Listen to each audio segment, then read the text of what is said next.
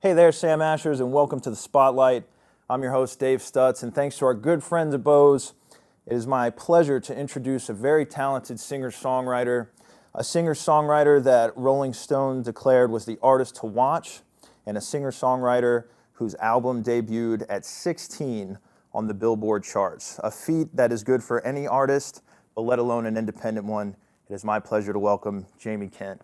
Jamie, thank you so much for being here, sir. So good to be here, man. I Thanks for having me. appreciate it, yeah. So I want to ask you a few questions just to get to know you. Jamie, where are you from? I am from Northampton, Massachusetts. That's awesome. That's where I grew up. That's where I got started in music, but I moved to Nashville about 4 years ago, and I've been there since. Both are amazing music towns for totally different reasons. Gotcha. But I still will always call Western Massachusetts, Northampton, my kind of hometown. Right. So Nashville for the last 4 years, before that Massachusetts. Yep. What was it like growing up there? What were some of like the musical influences that you had, that sort of thing? Yeah, it's a really cool place because it kind of gets overlooked from the Boston music scene sometimes, but Western Mass has this really amazing folk, Americana, roots, just foundation there that's coming from the Berkshire Mountains. That's where James Taylor's from. Right in the town where I grew up, Martin Sexton lived and Ray LaMontagne lived there. And so there's just really great folk and Americana music that I was sort of just, took in like a sponge as I was growing up, and I lived across the street from an outdoor amphitheater that I would sneak in, and I knew the wall that I could climb in and jump into the bushes, and I saw Alison great. Krauss there and Crosby, Oh, wow. Stills and Nash. So Cool. yeah, Nice. there's like 5 colleges around this little town. It's where like Smith College and UMass, Mount Holyoke are. So there's just a great appreciation for music there and a great music scene with a bunch of great venues. So I grew up, going to shows at a really young age, and it just kind of became a part of my life. Yeah, it's funny that you mentioned that. See, I'm from Virginia, so I'm a little more southern, and I think depending on where you're from in the U.S., you tend to think certain music comes from certain places. You know what I mean? Yeah. Like folk, country music. To me, that was Tennessee and below. You Right, know, it was all right. those places. Not even so much Virginia. I wouldn't even give us a lot of credit for that. So to hear that you grew up, right next to Boston and that Massachusetts town, and that there was such a folk and Americana scene there, that's really interesting to me because a lot of people wouldn't think that. Yeah, absolutely, man. And honestly, there's a big country scene out there too. I think that one of the biggest country radio stations in the States is in Boston. So country music especially, can be unpredictable where it's really coming from and where people are listening to it. And it's really, a lot of cities, a lot of places outside of the South. The South is, that kind of breeding ground of it, but it's spread and it grows, and it's pretty cool that way. Well, let me ask you this, just because the more you say it, the more I think about, I think in Virginia I might have taken it for granted. It was very accessible, you Yeah. know what I mean? So just we had it everywhere if we wanted it, so we kind of put it on a shelf. If we didn't need it, we didn't need it. But since moving to New York, I think I've noticed there's a lot more people that appreciate country up here, and it really baffled my mind. It makes me think, since we're such a cultural melting pot in the Northeast, so many Yep. people come and flock to us from all over the world, that maybe it's a search for that genuine American music, which is that country Western kind of music. Yeah. So maybe it's a. Do you think it might be a search for just authenticity, a search for truth? People want just that truth in music, kind of a thing. I think it's that, and I think it's an escape as well Sure. from city life is amazing, but it's a concrete jungle. It's and daunting, for Right, sure, right, yeah. and it's overwhelming. And when you turn on that song and it talks about bonfires and driving down a dirt road, Yeah. and cracking open a beer and jumping into a river, you can kind of close your eyes and escape to that, because a lot of people maybe grew up there but moved to a city, and it kind of brings them back there for a second. And that's something Yeah. special that music can do, and especially in the country roots Americana world. It's so funny you mentioned that. I didn't even think of it that way. So when I was a kid growing up, seeing movies that always took place in New York, and it was this magical place I didn't know Right. anything about. It might be the same as people growing up in New York not knowing what those backwoods are about, Yeah. and that music helps them escape. That's really interesting. So growing up, did you have musical influence as far as like parents, siblings? I mean, did anybody else play?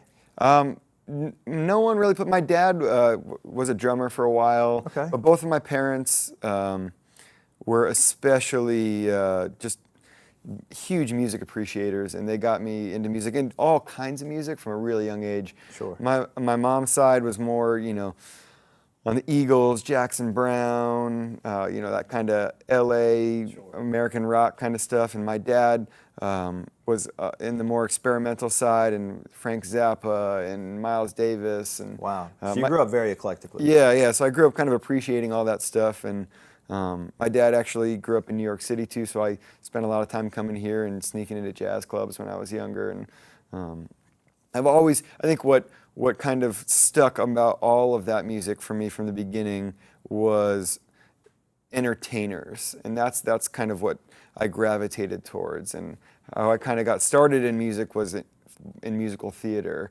and I've always wanted to entertain people and connect to an audience, and that's why I do it to begin with, is to serve the audience and get out there and find a way to connect. And whether it was Frank Sinatra or Jackson Browne or Bruce Springsteen, these people that craft a show that is so memorable, and that's kind of that's what inspired me from a young age, I think. So I'm curious. I mean, you grew up so eclectically. You were in and out of New York. Your dad was listening to Zappa. Your mom was listening to the Eagles. You were listening to Springsteen. What made you hone in on the country western side of things? Why was that your weapon of choice in the songwriting field? I think it's because I've always loved telling a story.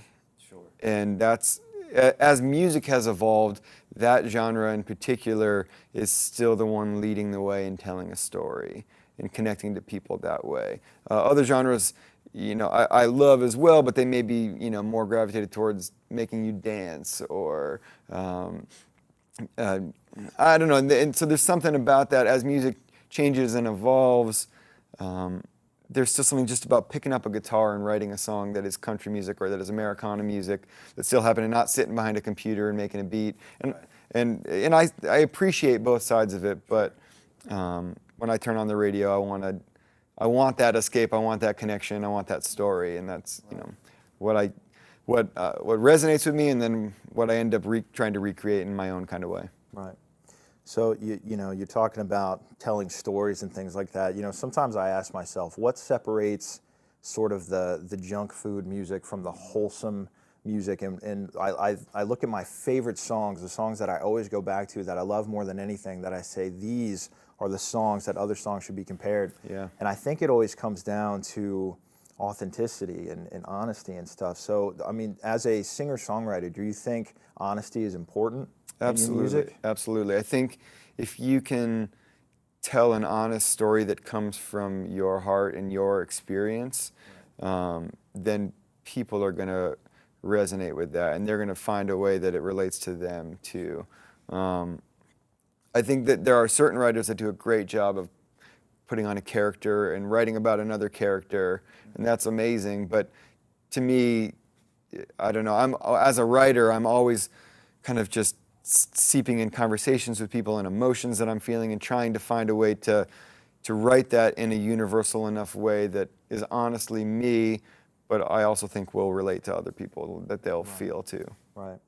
Now, to that end, just as far as your writing process goes, you have so much experience when it comes to the eclectic music that you grew up listening to, and also musical theater. Yep. So as a writer, you are well aware of metaphors, similes, different ways of telling your story. So if you have an opinion, I'm just curious. This is something I always wonder about. Do you try to be very upfront in your lyrics when you write your lyrics, or do you kind of try to hold back, maybe veil it in metaphors and similes and let the audience take for it what they will? Are you trying to tell universal stories that maybe I can pick up what you're saying and use it in my life, or are you really just trying to tell the story of Jamie Kent? If all that makes sense, what do you think? So far in my writing, it's been very much more universal in me writing outwardly, sure, but inspired by moments in my life and emotions in my life. But I love the challenge of trying to take a really simple idea and say it in a way that's never been said before. Yeah. That's the challenge, right? Right, it is, and I that's my favorite kind of thing. So I can sit down and write deeply veiled metaphors, but if no one gets them, then that really is just for me, and that's not why I'm playing music, because I'm playing music to try to change people's lives or try to impact their lives in a positive way. So if I can craft a simple lyric, but that's fresh at the same time, that to me is the greatest success I could have as a writer. Great. Now, Do you remember speaking of that, the first song that you wrote? Do you remember what that was like, what it was about, where it came from, that sort of thing? Yeah, I think it was probably a song I wrote for my high school girlfriend at the time, and Okay, was there you go. very simple, and So your favorite song ever written, right? yeah, probably had different motivations at the time than my Right. writing motivations are now, but Sure. yeah. Okay. Yeah, So just clearly a love song. yeah. Well, I mean, I think 90% of songs out there are love songs in a certain way. So If you break it down to the core. And right. So I think another great challenge is trying to write a positive love song without it being sappy or corny. And I probably hadn't mastered that at that point, but I think I'm always still working to try to do that in the best way I can. Because that's the challenge, right? You have 11 notes that many people Right. before you have Right. had those same 11 notes. You've got this vocabulary. Yep. Every word that's ever been said's been said. Yep. Every note's been played. But you got to find a way to say it for yourself, right? Right, and that's where it comes into the story. And what's that old country saying? 3 chords and the truth is all it takes. Perfect. That's classic. Yeah. I want to ask you specifically about one of your songs, Yeah. if you don't mind. You have a song called Changes. Yeah, yeah. Now, in that song, in the chorus, you say, changes happening all around, so much that I can hardly tell what's gone and what is left of me. You also use the phrase, so much lost and so much found. So can you tell me a little about your inspiration for these lines? What do you feel is gone in you? What do you feel that you have left? What have you lost and what have you found in your career as being a singer-songwriter?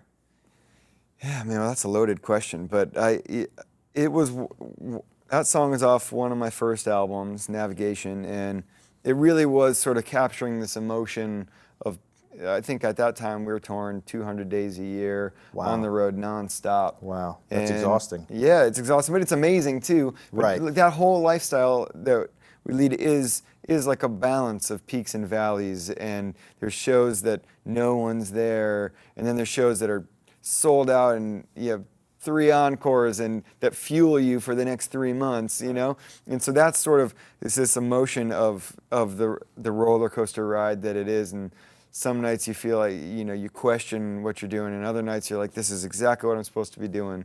And at that point in my life too, it was particularly like, all right, this is it. Like we're out here grinding, and it's sometimes you just feel so exhausted that you can't go on, and other times you feel like you're at the top of the world. So that's kind of what that was about. Sure. Yeah, a lot of people sit at home, they look at their favorite artists, and they just see this glamorous life, but it's just so much work. Yeah. It really is. I talk to artists, we interview artists, and it's just, what are you up to these days, man? Working. I've been working nonstop. I mean, Right. 200 days a year. Yeah. That's huge. Yeah, and we've been fortunate to bring it down a little bit, have the quality of show go up and the number go down. That's always the goal. But it is, and especially now, I think over any other time, if you want to be successful as a musician, you have to be willing to tour, Right. and tour your butt off, because as CD sales go down and streaming comes up, the last really consistent frontier of making a living is touring. Yeah. So you got to be willing to go out there and hustle and grow it organically. And as an independent musician myself, I've had the same bandmates for 7 years, and we've worked our butts off to grow it together to this point of charting on the billboards and the Rolling Stone stuff. So it's especially gratifying because we've been doing it ourselves. Great. So that song, off of a different album, we've kind of moved away from that album now. Yep. So since writing that and writing your first stuff, do you feel that you've grown a lot as a musician, as a songwriter, as a person than who you were when you wrote that album? How different are you as Jamie Kent now than you were when you wrote that album? The thing about that song that I think is really significant too is that album was my first real experimentation as an artist and a songwriter, and half the album is funky, groovy tracks that are, we wrote to make people dance but don't really have significant lyrics, and the other half are more Americana, folk, rock and roll kind of stuff. And that song in particular is the one that continually got requested, and I continually talked to people about, and they're like, the lyrics just really hit home for me. Right. So when I kind of, after that record and reached that fork in the road of, okay, well, that one was kind of a melding of 2 worlds. What world do I want to go for the next one? And I was like, I think the things that are sticking with people are the things that are lyrically meaningful. Right. And so that's when I kind of changed my focus on crafting the best song I could, and really focusing on improving my lyrics and my lyric writing. And that's when I started going down to Nashville like once a month and writing, you know, way more. I was writing 25 songs a year probably at that point. And then when I made that shift and went to Nashville, I've written probably 150 songs a year since then. Wow.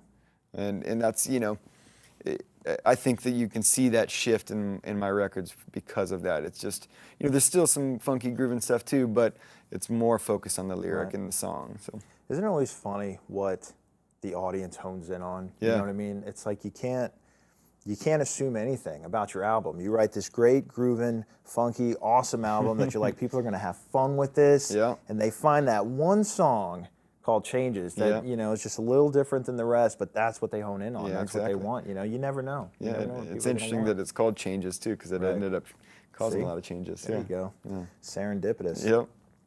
So for all the people that admire you, that look up to you, that want to do exactly what you do, I was hoping maybe you could take us a little bit through your songwriting process. You know, when it comes to Jamie Kent, does it start with a chord? Does it start with a lyric? Can it come from anywhere? I mean, what do you think? Yeah, so for me, a lot of it comes from either a lyric or a melodic hook.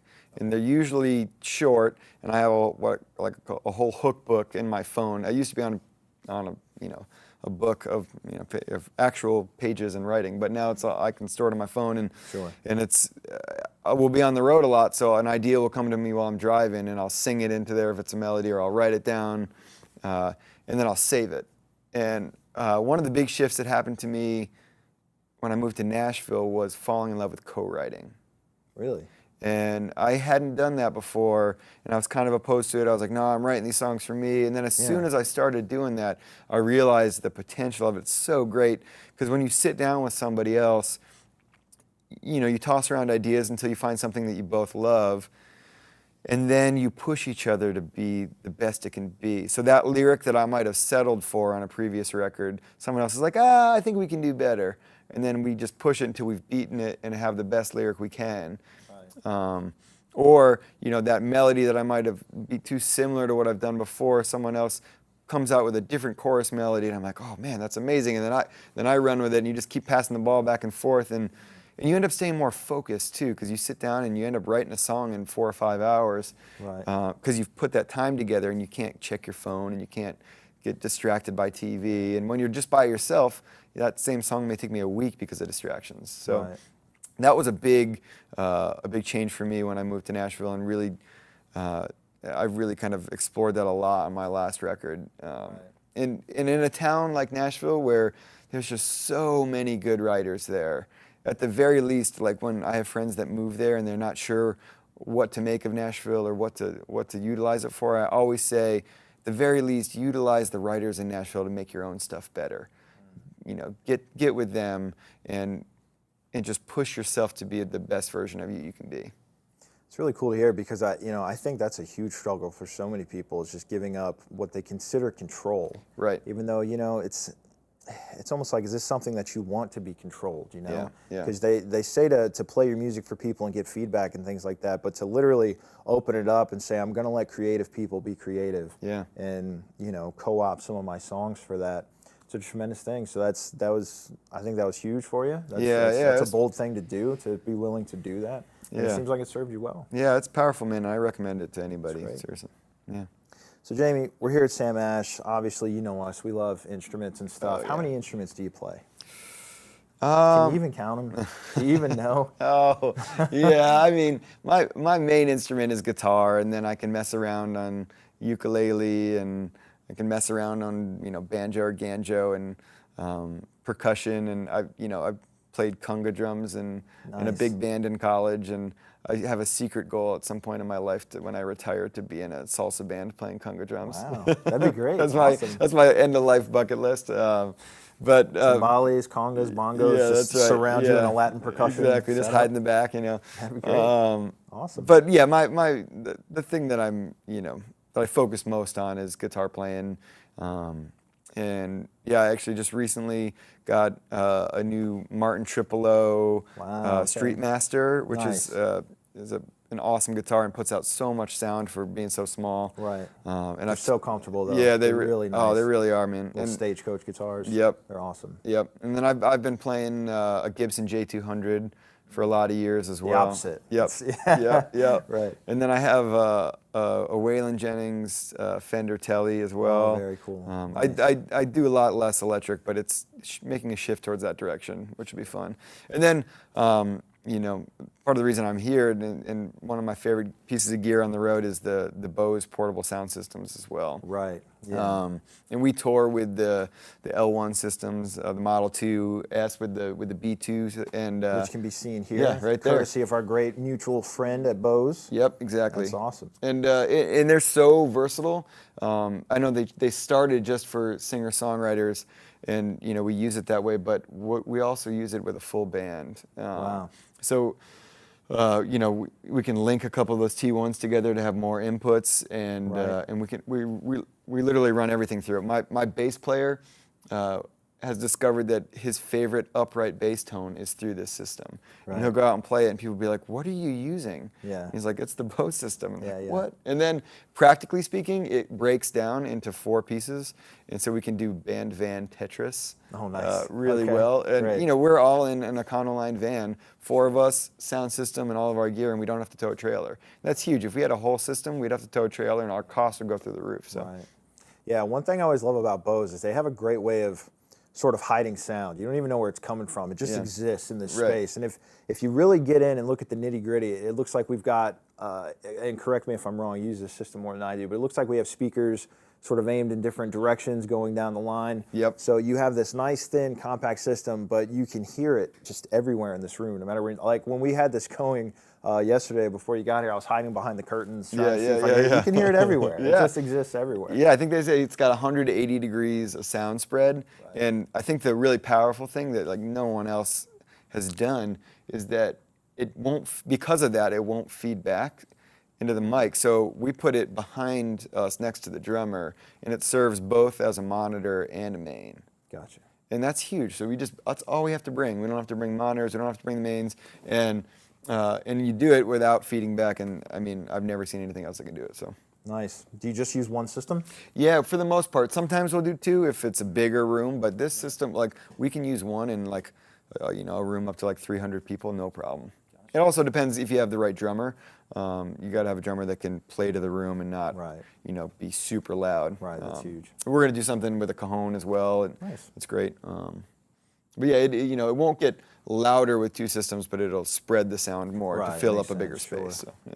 You know, speaking of the band, that's a great segue. How many members do you have right now in the band? We're a quartet at its core right now. My bass player and drummer have been with me for 7 years. Reese Williams is the bass player, and Dan Holmes is the drummer. They're both from Massachusetts as well. Great. And right now we also have Jules Belmont with us, playing electric guitar, pedal steel, and banjo. And he's from Massachusetts as well. His dad was my guitar teacher. So Wow, yeah, it's there full. you go. It's a whole big family. It's pretty Yeah, cool. I wanted to ask, how'd you meet all these guys? Are some of them studio guys that you got hooked up with when you were writing, or these guys you knew from back home? No, they're all back home guys through the kind of Western Mass music scene. I saw Reese play with a reggae band, and then they broke up, and I nabbed him, and then him and Jules went to high school together, so Jules was in the band, and then we were looking for a drummer, and we saw Dan play one show with I think a jazz band, but you know, at that point, if someone can have jazz chops, they can usually go Right. into the other world too. And all of these guys are so dynamic that they've come from the jazz world, and they can play country just as well. And Right. you know, they're taking Nashville by storm too. We had, you know, a Grammy-nominated producer on our last record who heard my band and was like, "Holy crap, we don't need to hire anybody else. They're awesome." Right. Great. Yeah, it's so funny. It's important to have chops in every genre, right? Because you find a reggae band, you're like, I can use that in my country Right, western right. writing, And you know? it kind of makes a really cool melding of sound. Our new album is called American Mutt, so it's kind of Oh, that's great. it's all about you know, a melding of sounds and a melding of, you know, cultures and identities into this kind of thing. So Great. Now, you know, again, we're here at Sam Ash. We love gear. So you mentioned you've got a Martin. Yep. Play Gibson. You got the Waylon Jennings Tele. Yep. Do you know like what some of the other guys are playing? I Yeah. saw a big old upright coming here. Yep. So he's That's playing a great. Chadwick folding upright, Great. which is a pretty amazing thing. Yeah, I watched him put it together. It was really cool. Yes, I think it's a Chen bass, and there's a luthier in Nashville named Charlie Chadwick who takes them apart and puts it on a hinge system, so it can fold into itself, and then it's Sure. packed in a case that is like perfectly sized for flying. So it's not oversized. It fits all the dimensions like within a quarter inch. And then now we don't have to rent an upright when we fly for tours, and it's really cool. And I That's huge. swear Everybody asked for the space. I swear that's the encore, the extra encore of the show when Reese starts breaking down his bass, and everyone's like, "What is that?" Right. And awesome. Dan is playing a custom SJC kit, Great. and I think that they're out of Massachusetts as well. And Jules is playing a Tele and through a Princeton reverb as well. I think late beautiful 60s. And then we all sing through Telefunken microphones as well. They're some of our favorite mics out there. They're out of Connecticut. They're so great. They're just a really present, bright mic. So when we're going into different clubs around the country, we're not carrying our own sound guy right now, so it's always, sometimes it's amazing, sometimes they check out, and so having a mic that I know has the EQ already that can kind of pop through, is awesome, and it's pretty cool. I have a wood grain mic, so they do some cool custom stuff. Wow, that's really cool, man. So top to bottom, you guys are just an all-American band. Yeah, From the writing to the playing to the gear. Yep. Just Damn straight. all-American, man. Yeah. There you go. Can't do any better than that, right? Yeah, and most of the band are pretty big gear nerds too. I'm probably the least versed out of everybody, but to me, if it looks good, sounds good, and I feel like, to me, I'm all about feel and energy and connection, and if I have that connection with the instrument, it's mine forever, and I'm going to play it every day. So. Absolutely. Now, Jamie, one question I always love to ask every artist I encounter, because it's just something I'm always curious about. Yeah. If music just wasn't the thing, if it just had never happened and you decided to put it away, what do you think you'd be doing right now, either in your life, your career? I mean, what else would you have done? I think I would still be involved in music, but probably on the business side. Okay. I'm actually one of these weird musicians that went to business school. Oh, there you go. So I studied entrepreneurship at Babson College, and because I knew that I wanted to do music, and I knew that I wanted to manage my own career, and I knew that entrepreneurship would kind of give me the tools to do that. And so I think that had it not worked out, I would have found myself in the industry in some way, because I get equally excited on the business end as the music end. And so. Right. It's always funny to me that they have degrees in entrepreneurship, but it's like I have a degree in writing music too, and it to me it's almost like the same thing. It's like it's training you to go out there and be creative and see things that other people don't see, kind of a thing. Yeah. So it just seems like you would just be a creative person no matter what. That's just who you are. Yeah, exactly. It's that filter that you see the world just slightly different. Right. Whether it's entrepreneurship or whether it's writing, if you're writing, you're listening to conversations differently for those lyrical nuggets or an emotional thing, and if you're an entrepreneur, you're kind of seeing opportunity where other people don't in everyday life. So. Absolutely. Well, Jamie, give me a snapshot of your life right now. Who are you? What are you doing? Are you writing? Are you touring? Who's Jamie Kent right now today? Well, we just got off tour with Huey Lewis and the News. We've been Excellent. on tour. How was that? Yeah, oh God, it was amazing. Really cool. The band's still so tight, and they're just as good at people as they are musicians. And it's been an honor to tour with them. And they actually played as special guests on our new album too. And so they've been great supporters and champions of us. So we just got off tour with them, and now we're on a headlining run ourselves through the rest of the summer, and then in the fall we're going to start writing for the next record. Great. And yeah, I think we're always kind of in this. We're touring pretty nonstop, and then usually in the wintertime I'll roll things back and work on writing for the next project. Gotcha. But yeah, so that's kind of where we're at now, and it's growing and it's growing, and Sure. one show at a time. There you go. Well, where do you guys record usually? Our last album we recorded at RCA Studio A in Nashville and at Sound Emporium in Nashville. Great. Are the two places. And we're actually about to do a session down at Welcome to 1979 Studios in Nashville as well, which is a pretty great old analog studio. Everything's tape. Yeah, I was going to ask you, you have a music video, I believe it's for American Mutt, where it opens with a camera panning over tape, spinning, and I was like, does he record on tape? I was asking that we earlier. do. Yeah, we actually, we used, our producer Dave Brainerd uses this technology called Clasp, where it basically uses tape as a preamp. Wow. And so it runs everything through a tape and then simultaneously bounces it to Pro Tools, like at the exact same moment. Gotcha. So that's incredible. It saves the tape. You can just reuse the tape over and over again, so you don't spend a ton of money on it, but you still get that warm, gritty quality of it too. Right. It almost gives you a almost like a vintage, like you're recording it back in time. Exactly. It gives you that time machine back to that earlier time in music. Yeah, exactly. So Jamie, for all the people that want to keep up with you, because I know you're going to gain so many more fans even from this right here. That's right. Where can they go? What can we do to keep up with you?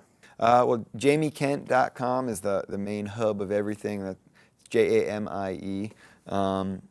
And so that's got all the tour dates, and we've got all our albums up there. We even have our own download, like iTunes thing on our site. So we can buy your music right from the site. Yep, you can download it or buy it. And then, we're always posting and doing everything on Facebook and Instagram and Twitter and all that stuff, and that's just Jamie Kent Music. So links to the socials on the website? Yep, everything's there. Cool. So yeah. So literally whatever we need to do, JamieKent.com. That's right, and we're always on the road, so chances are we're coming through your town, and we'd love to meet you. So. Great. Well, Jamie, I can't thank you enough for taking the time. I know you guys are busy. We really appreciate you being here. Thanks so much, man. Hey, man, thanks for having us. Really appreciate it. Yeah, thank you, man. Absolutely. All right. And we definitely want to thank our friends at Bose for introducing us and letting us become mutual friends with Jamie Kent. That's right. As always, I'm Dave Stutts. This is Jamie Kent, and we'll see you next time right here on The Spotlight.